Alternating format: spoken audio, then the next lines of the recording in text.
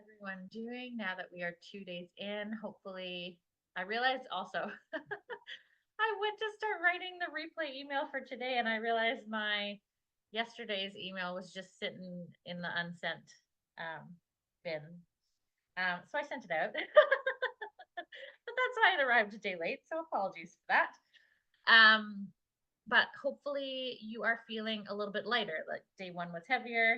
Day two, hopefully it felt really good to like release some of the rage, to tap into that warrior.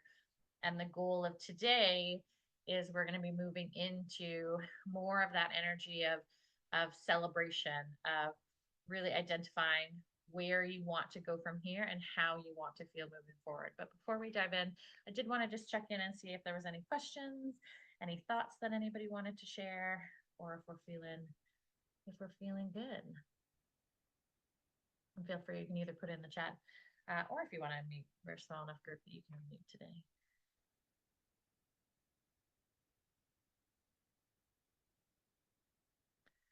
I'm also going to put, as I'm given a little bit of time, I'm going to put, there's a file that comes with today's learning. It is going to be in the email, but if you want to download it now, I'll also put it here in the Zoom chat. Okay, well, let's dive in. So today is going to be all about hunger. So one of the principles of mindful eating is honoring your hunger. So before we fully dive in, I want you to take a moment to reflect on how you currently perceive hunger. So I'll put some questions in the chat, and this can be something that maybe you want to sit with before you do the rest of today's activities, or if you just want to ponder it now with me. When you think about hunger, is hunger helpful? Is hunger annoying? Does it interrupt your day or other activities? Is hunger just one more thing on your to-do list? Like the idea of you have to eat, it's on your to-do list to take care of eating, to cook, to figure out the food. Do you know what it is? Do you know what hunger looks like or feels like to you? Or does it feel like something new or foreign in your life right now? So just some things to ponder about how we perceive hunger, because how we perceive hunger is very much going to impact the choices that we make around hunger and how we feel around food. So an important principle, as I mentioned, of mindful eating is honoring your hunger, which in its most simple terms means eating when you're hungry, listening to and trusting your hunger rather than suppressing it, ignoring it, or trying to push through it, which is many times what we've been taught to do with diet culture. It means keeping your body biologically fed with adequate energy and carbohydrates. But I believe that this principle really goes much deeper than simply eating food when you are hungry. To me, the point is really celebrating your hunger and recognizing it as an opportunity to connect with your body, a way that your body communicates with you, an opportunity to enjoy food, an opportunity to explore food, all kinds of things. Oh, the kitties just came in, very cute. After a long time without hunger cues, yes, I'm glad that you have them now, Pam, and fuel the beast. And maybe we think about, is calling it the beast, is that something helpful for you? Is it something harmful for you? Could be both. So today we're going to be talking about the different kinds of hunger that you can experience. So there are five different types of hunger that we'll talk about. But this is by no means an exhaustive list. And maybe this will get you thinking as far as maybe hunger isn't as cut and dry as, do I want food or do I not want food? So the first one, and maybe Pam, this is what you refer to as the beast, is what we call primal hunger. So primal hunger is this kind of, psychological terror of hunger. So this idea that being hungry is something that's really anxiety provoking. So it's something that like it's a biological drive.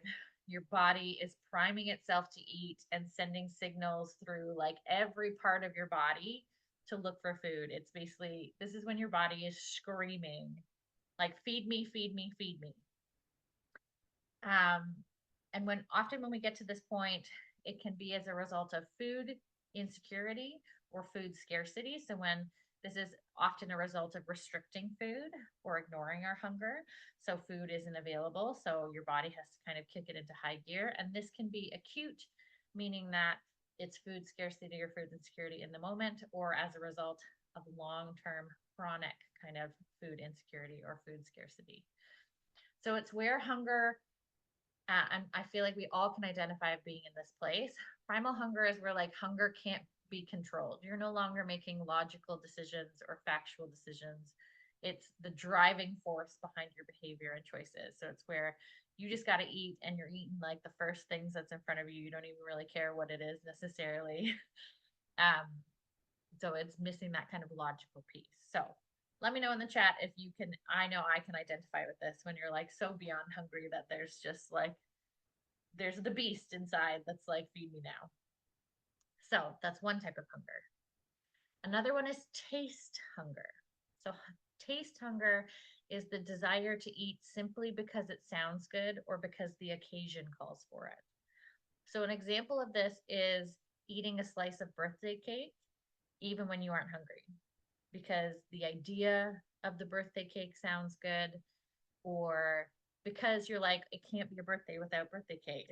That's like tradition. And I want you to know that none of these hungers, as I'm going through them, none of them are bad. These are just different types of hungers that we experience. So, taste hunger, again, that desire to eat simply because it sounds good, simply because you're looking to enjoy a specific kind of taste or experience. Another type, we have practical hunger. So, this is the idea of planning ahead hunger. So when you eat based on a schedule and it's not strictly based on biological hunger. So this is the idea when you're like, okay, I know I'm going to have a big work meeting that's going to go from 6 to 8. So I'm not really feeling hungry now, but I know I should eat now because I won't have a chance to eat later. Or this can also go hand in hand with when you're learning about your hunger cues, which we'll experience in some of the activities when we get into phase 2 of the challenge of if you don't know what your hunger cues are, we do kind of have to do more mechanical eating and scheduled eating in order to figure out, okay, what does hungry look and feel like? So let me know if you have any questions about these so far, if any of them identify with you. We also have emotional hunger. So eating to deal with uncomfortable feelings. This can also include bored hunger, where you're just eating for the sake of eating, for the sake of something to do. And this I feel like is really, really closely connected with social hunger. So eating with a desire to connect with others or experience tradition and build relationships. So emotional hunger and social hunger can be both negative and positive emotions or feelings, right? Eating sometimes social hunger is eating because you don't want to bother or piss other people off.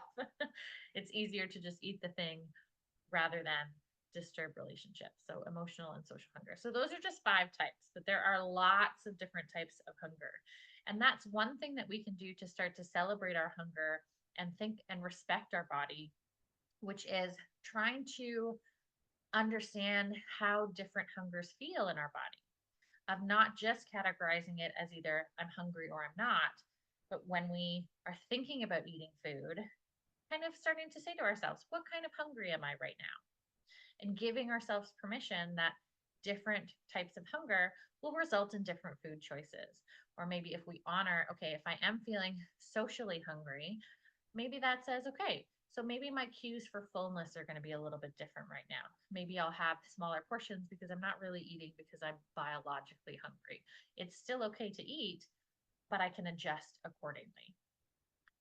So, my ask of you today is to journal and meditate on what it means for you to celebrate your hunger.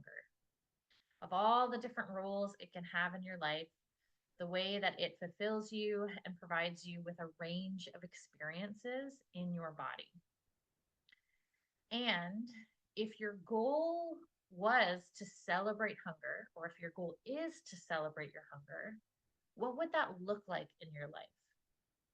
How would you seek it out? Meaning, how would you seek out your hunger? Where would you look for it? Where would you look for your hunger? Or where would you look for opportunities to celebrate your hunger? And if you're someone who is still new to or trying to figure out their hunger cues, I want you to know that it's okay. It comes with time, it comes with practice, it comes with a lot of curiosity and experimenting.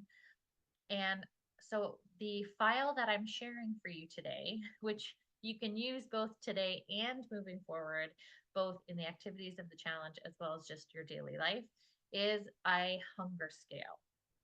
All right. So if you open up, it'll show you a scale.